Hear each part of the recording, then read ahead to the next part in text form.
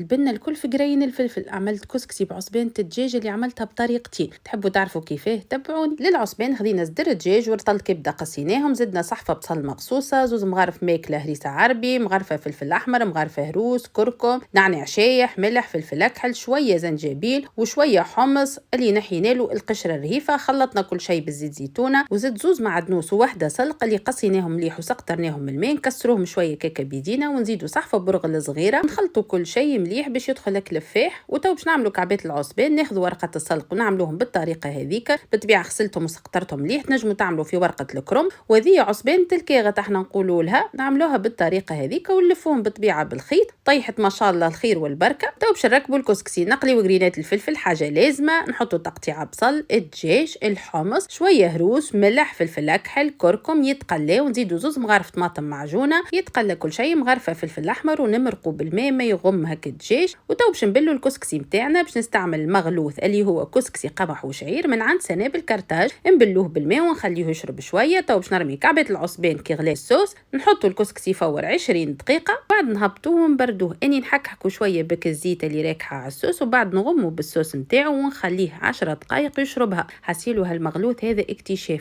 وما نحكي لكمش على عصبان التلكاغه البنه اللي جات فيها. تتخيل فيها توا قدامك على صحين الكسكسي زي طعمة الايام الزينه وحدها في البنه.